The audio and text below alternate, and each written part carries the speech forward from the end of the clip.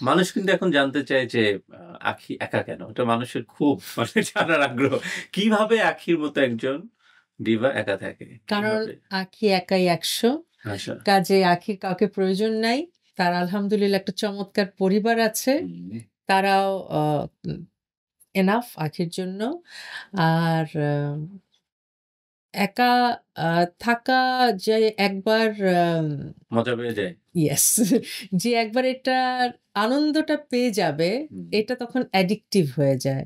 সে আপনার একটা স্পেস যখন আপনি এনজয় করা শুরু করবেন, ওটা কিন্তু আপনার আর ছাড়তে ইচ্ছা হবে না।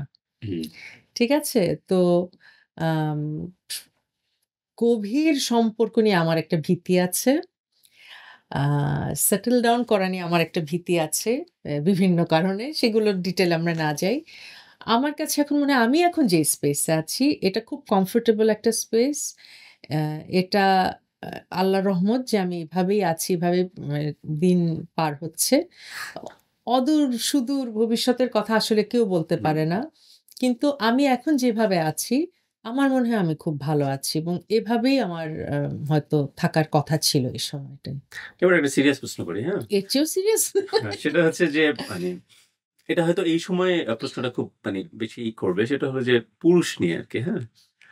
সেটা হচ্ছে যে মানে হাউ ইউ হ্যান্ডেল পুরুষ আসলে। আমি বাংলায় এই শব্দটা বললাম হ্যাঁ, যে কিভাবে যেটা বলে যে শোবিজে তো নারীদেরকে বলা হয় যে অনেক ধরনের প্রলোভনের মধ্যে তারা থাকে। এর মধ্যেও নিজেকে মানে ongoing রাখা হুম, এবং সবাইকে হ্যান্ডেল করা। হুম। আমি এই বিষয়টা আপনার কাছে জানতে চাই যে হাউ ইউ হ্যান্ডেল পুরুষ অ্যাকচুয়ালি? আচ্ছা, এটা অনেক গ মানে প্রশ্নটা ছোট্ট হলেও আসলে আনসার অনেক বড়। কারণ এগুলো ধাপে, ধাপে সময়ের সাথে চেঞ্জ হুম, হয়েছে। ১ম কথা হচ্ছে যে আপনার চাহিদা বা আপনার অ্যাপ্রোচ এর উপরেও অনেক কিছু নির্ভর করে। হুম, আপনি আসলে কি চান? হ্যাঁ? সেটাও কিন্তু আ আমি কি চাই এটা আপনি রিড করে ফেলতে পারবেন। হ্যাঁ? তো ওখানেও একটা অফারের মধ্যে একটা ব্যাপার থাকে নাম্বার 1 নাম্বার 2 আপনার পার্সোনালিটি ম্যাটার করে। হ্যাঁ? আপনার ব্যাকগ্রাউন্ড ম্যাটার করে। সেখানে আপনাকে অ্যাপ্রোচ করার সাহস থাকতে হবে আরেকজনের। আচ্ছা। সেটা একটা ব্যাপার আছে।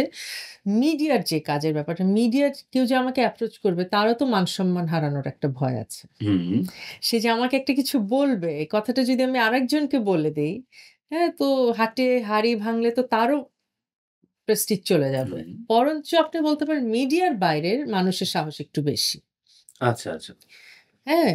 যে তারা হয়তো ভাবে যে মিডিয়াতে যারাই কাজ করে তারা তারা একটু ইজি। একটু ইজি আচ্ছা, গেটিং, আচ্ছা। হ্যাঁ? হ্যাঁ, আরে নাচছে, গাচ্ছে তার মানে তো খুবই free, frank, easy true. Getting.